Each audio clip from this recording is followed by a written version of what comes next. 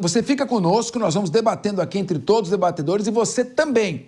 O João Belutti vai se manifestar também. Agora eu quero ouvir também a opinião do João Belutti sobre os desdobramentos da eleição presidencial norte-americana com a desistência do presidente Joe Biden. João Belutti. Boa tarde, Capês, colegas da mesa e toda a audiência. Veja, eu também acho que a Michelle Obama eu descartaria, não colocaria. Primeiro por não ter experiência política, não ter trânsito, né? Ela é simplesmente a esposa do Obama, militou ali em termos de primeira-dama, né, de primeiro-damismo, como queiram, mas não tem, né, ela pularia todos os caciques ali do Partido Democrata. Acredito que não, a Câmara realmente sai na frente, né, a vice.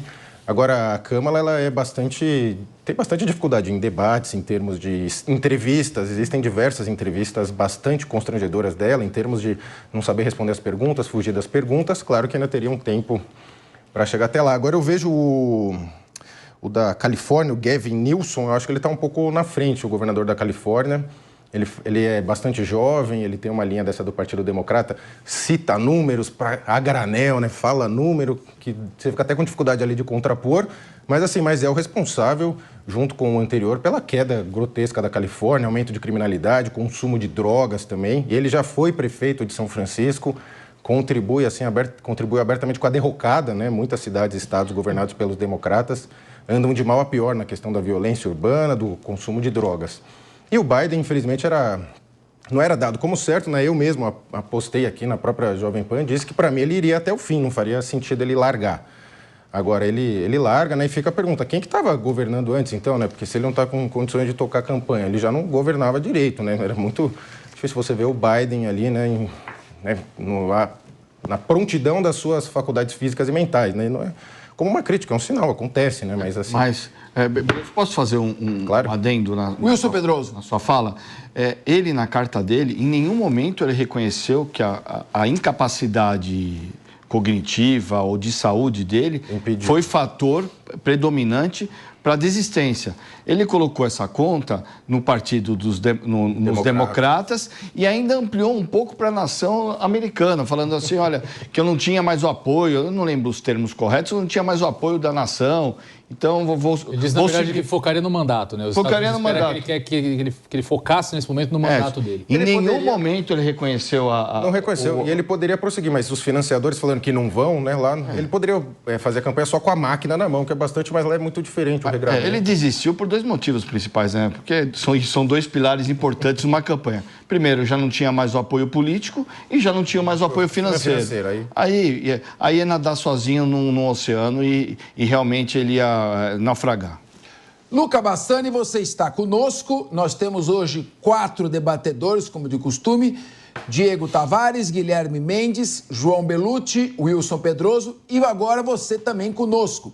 Eu vou lançar uma pergunta, eu queria um comentário de cada um de vocês, começando por você, Luca Bassani, depois o Guilherme, o Diego, seguindo nessa ordem aí da esquerda para a direita de quem olha o televisor.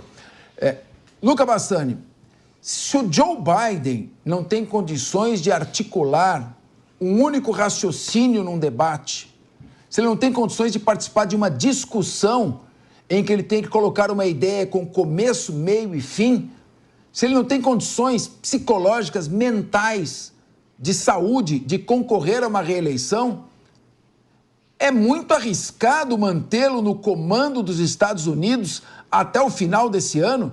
Será que ele tem capacidade para articular ideias no comando de 3.689 armas nucleares, um orçamento militar de $1 trilhão e a maior economia do mundo? Eu quero um comentário de cada um de vocês, começando com o Luca Bassani, depois o Guilherme segue.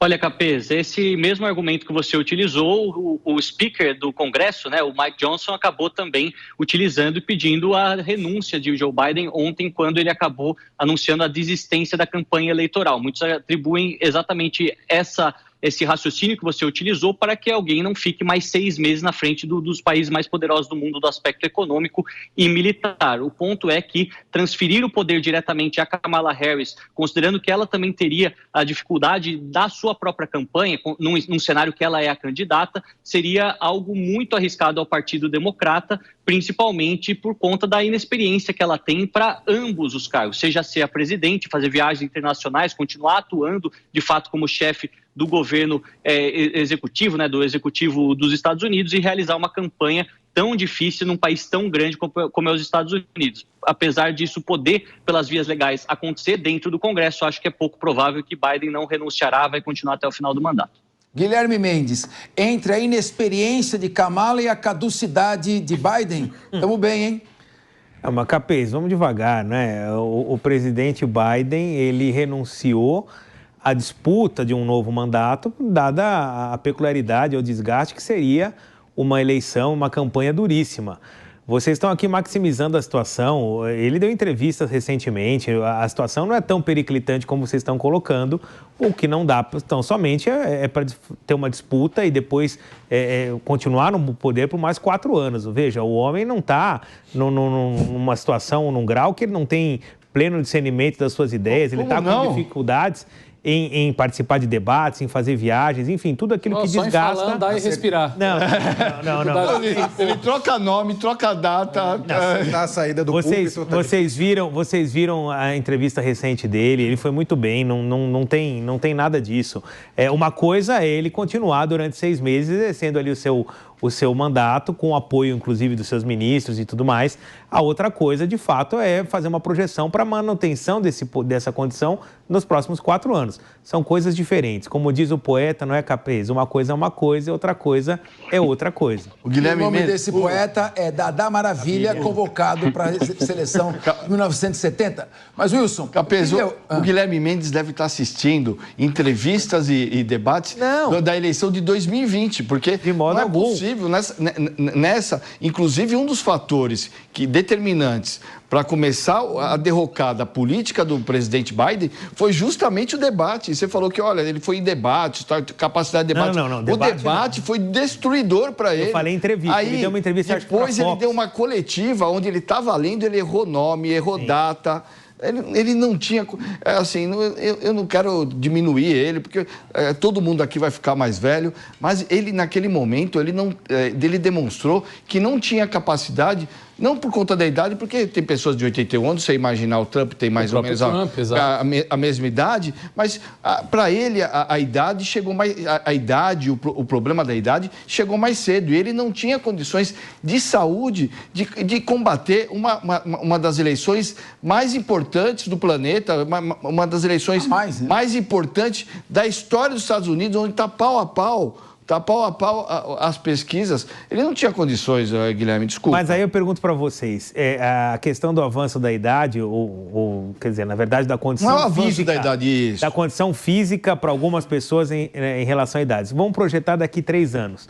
Caso amanhã, com a mesma idade, o Donald Trump seja eleito. Você ficaria mais preocupado, Capês, em ter o botão da bomba atômica na mão do Trump ou do Biden com a mesma idade daqui em 2027? É uma pergunta para você. Olha, considerando o espírito de cada um, considerando o histórico, aí eu te pergunto, em quem você ficaria mais preocupado? Não é normal âncoras responderem perguntas, mas eu aceito. Não, é que você tá falando, coitado do Biden toda hora. Eu aceito o desafio. Donald Trump viajou pela primeira vez na história de um representante dos Estados Unidos, de um presidente, para conversar com Kim Jong-un, tentando celebrar a paz com a Coreia do Norte ou distensionar as relações.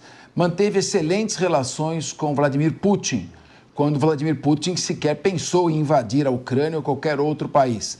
Então, embora ele tivesse um discurso mais agressivo, a sua prática foi uma prática muito mais pacifista do que a prática de Joe Biden. E aí eu pergunto, já puxando a palavra ao Diego Tavares, não é raro trocar nomes, políticos todos trocam nomes. Agora, confundir Volodymyr Zelensky com Vladimir Putin não pode ser um pouco perigoso? Pois é, cara. Não, confundi. Ele trocou Kamala por Trump. É verdade, aí foi pior. O próprio Capês aqui outro dia chamou a nossa amiga Daisy Chocari de Dilma Rousseff. Então, às vezes... A idade chega, Capês. Mas, professor Capês... Agora, confundir a Ucrânia com Rússia pode ter consequências mais graves. Mas o Capês não respondeu a minha pergunta. Eu queria muito fazer uma extensão... Não respondi, peraí, Diego, ele disse que eu não respondi a pergunta. Não, você está falando do passado, eu estou falando projeção de futuro. Daqui 3 anos, o Trump está com quanto? 7, 8? 7, 8? Eu respondo. Diga lá. A gente não pode adivinhar o futuro. Você faz projeções. As ótimas relações que o Donald Trump mantém com Vladimir Putin aconselham um distensionamento entre OTAN e Rússia e uma redução do risco de um confronto que pode chegar a uma guerra nuclear. Não é provável, mas nunca foi tão possível desde a crise dos mísseis de 1962. Então, eu acredito, fazendo uma projeção, o mundo estará mais pacífico com Donald Trump, porque ele estará mais concentrado nas questões internas dos Estados Unidos, ao passo que Joe Biden está focado muito mais na política externa. E para encerrar e já devolver a palavra ao Diego Tavares, vamos lembrar que no começo de março de 2022, quando ainda não havia morrido talvez 10 mil soldados ucranianos, mas não 1 milhão de soldados como agora, e a Ucrânia ainda não estava à beira de perder 40% do seu território, Volodymyr Zelensky se encontrava em Istambul negociando com Sergei Lavrov, que é o ministro das Relações Exteriores da Rússia. E que está nos acompanhando aqui, pode me corrigir alguma impropriedade, o Luca Bassani. E o Boris Johnson, que foi lá enviado pelo Joe Biden, arrancou o Zelensky da mesa de negociações, dizendo que a OTAN lhe daria todo o armamento necessário. Desde então, houve toda essa destruição. O professor titular da Universidade de Chicago, John Mearsheimer, disse: os atuais gestores, presidentes dos Estados Unidos, França, primeiro-ministro da Alemanha, primeiro-ministro da Grã-Bretanha, são os grandes responsáveis pela tragédia que se abateu sobre a Ucrânia. Eu vou ouvir, eu queria até que o Luca completasse isso e depois o Diego, então, fale o seu comentário. Luca, a pergunta que é dirigida a mim, eu quero que seja dirigida a você também. O dedo no botão vai ser mais provável de ser apertado com Biden, ainda com a mão trêmula, ou com Trump? Eu espero com que nenhum dos dois, né? Porque senão todos estamos realmente destruídos. O ponto que eu acho que é relevante mencionar é que não é a questão de ser um democrata ou ser um republicano, é a questão da fragilidade demonstrada na imagem de Joe Biden. Eu acredito que se fosse o presidente Obama, também Putin não teria querido invadir a Ucrânia, porque era uma pessoa que falava também à altura e buscava conciliação. Eu acredito também na mesma linha que muitos outros analistas europeus falam. Porque o líder na Alemanha é fraco nesse momento, era fraco no começo de 2022, Olaf Scholz, e no líder nos Estados Unidos era fraco como Joe Biden, Putin se viu à vontade para agir de maneira inconsequente e sem ter uma resposta à altura logo na primeira morte, na primeira invasão. Se fosse Donald Trump ou Obama, ou se fosse Merkel aqui, acredito que isso não teria acontecido. Eu não sei como será o mundo daqui 3 anos, mas eu espero que o mundo siga um caminho diferente nas guerras regionais e que elas não evoluam para um conflito global. No momento em que são 14 horas e 32 minutos aqui no Brasil, 14 horas e 32 minutos. E em Munique, 19 horas e 32 minutos. Diego Tavares, o estado de saúde de Joe Biden, você não tem a impressão que se agravou muito de algumas semanas para cá? Sem dúvida, Capês. Eu vi inclusive um vídeo que comparou o Joe Biden fazendo um pronunciamento logo que eleito com um vídeo agora de 2024 e é chocante a diferença. Nem parece que é a mesma pessoa falando. Eu queria fazer uma extensão à sua fala que eu achei muito pertinente, Capês, inclusive analisando o passado recente. Se nós observarmos na última década, todos os grandes conflitos mundiais que nós noticiamos, que nós cobrimos aqui na Jovem Pan, inclusive a melhor cobertura desses conflitos que ocorreu na imprensa brasileira, a gente observa que eles foram desencadeados durante o governo de Joe Biden e que o governo de Donald Trump foi um governo marcado justamente pela paz. E aí, fazendo um contraponto aqui ao meu colega Guilherme Mendes, nós não podemos confundir, Gui, o temperamento pessoal de um político com a sua habilidade para governar. O Trump é, de fato, uma pessoa de personalidade mais explosiva que o Joe Biden, que, enfim, quase nem tem mais personalidade, né?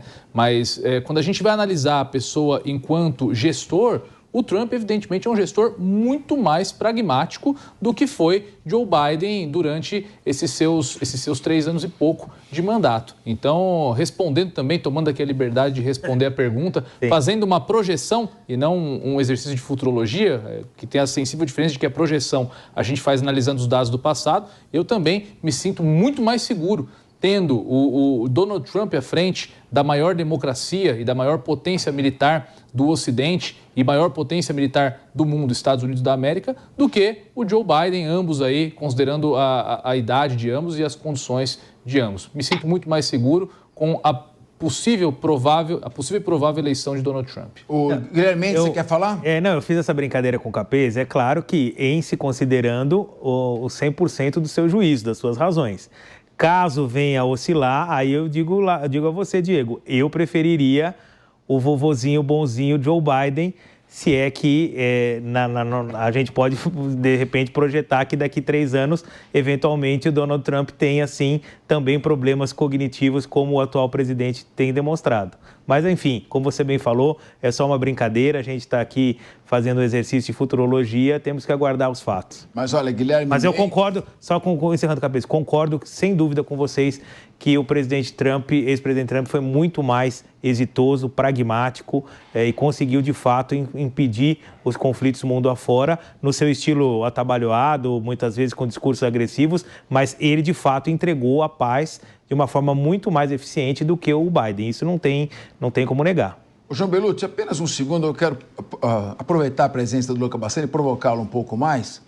Luca, se eu fosse americano, cidadão norte-americano, eu ia estar pensando o seguinte: puxa vida, a Rússia e a China se tornaram aliadas estratégicas, fazem exercícios militares no sudeste da Ásia juntos, somando o exército chinês, que tem o maior número de soldados militares do mundo, a sua tecnologia, a sua economia quase equiparada dos Estados Unidos, com as armas nucleares da Rússia, a tecnologia de engenharia bélica da Rússia, somando esses dois países, pela primeira vez, existe um bloco capaz de fazer frente aos Estados Unidos da América. E, Luca, eu não estou falando isso porque eu acho. Alguns militares veteranos já fizeram esta análise, está aí à disposição no YouTube para quem quiser consultar.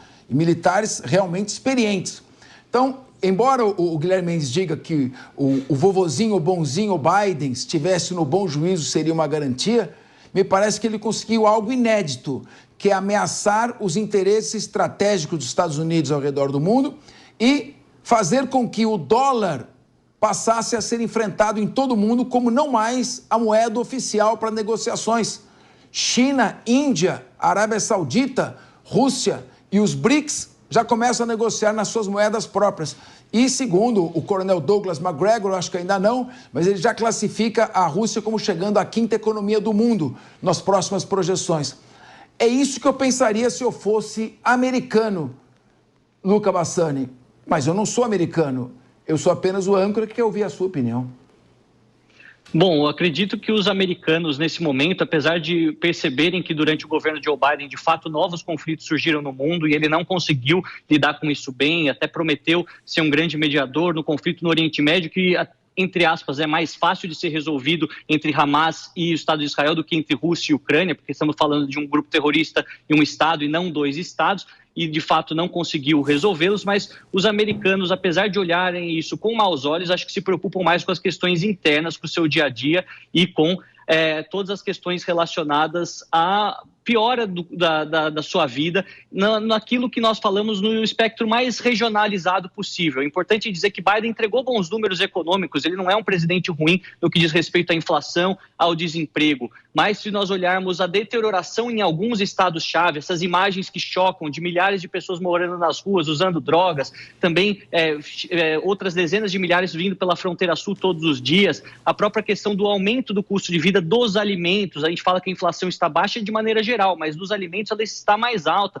o custo dos remédios. Então, os americanos estão preocupados com essas questões antes de tudo, antes de olhar para o resto do mundo, de olhar para a China, para armas nucleares, e nesse aspecto, aí eles podem comparar diretamente como foi o governo Trump, que de fato eles já tiveram, e o governo Biden, os 4 anos de Trump com 4 anos de Biden. Trump teve o começo da pandemia, um período muito difícil para o mundo todo, então essa análise vai ficar também enviesada. Biden teve o começo da pandemia, o final da pandemia também enviesado. Então, acho que eles vão acabar decidindo por fatores internos e não externos.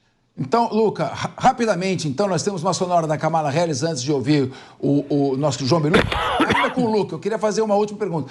Então, vamos falar de questões internas. O quão pode repercutir a abertura das fronteiras do México em relação aos estados do Arizona, Novo México e Texas, por onde, dizem os republicanos, Ted Cruz, por exemplo, o senador do Texas, afirma que traficantes de seres humanos, crianças para exploração sexual e traficantes de drogas estão tendo livre acesso ao território norte-americano.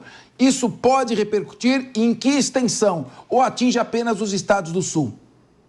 Olha, Capês, nesses 3 estados que você mencionou, o Texas já é um estado amplamente republicano e não tem muita chance de virar os votos lá. Da mesma maneira, o Novo México é um estado também historicamente democrata. O único que é o swing state, que é um estado pêndulo desses 3, é o Arizona, e que tem sofrido também com um influxo muito grande de imigrantes que vêm, tantas pessoas querendo uma melhora de vida, pessoas legítimas, pessoas boas, mas também infiltradas dentro desse contingente, pessoas com más intenções, que estão atuando pelo crime organizado, seja no tráfico de drogas ou no tráfico de pessoas. Eu acredito que esses governadores e essas situações vão ser dissecadas por Donald Trump ao longo da campanha, que já tem utilizado o tema da imigração amplamente no debate. Ele falava de milhões e milhões de pessoas vindo ilegalmente, que estariam tirando os empregos dos americanos, transformando as cidades em cidades perigosas. Então, acho que vai ser esse o maior contraponto entre Kamala Harris, que é mais favorável à imigração, afinal, é filha de imigrantes por parte de mãe indiana, por parte de pai jamaicano,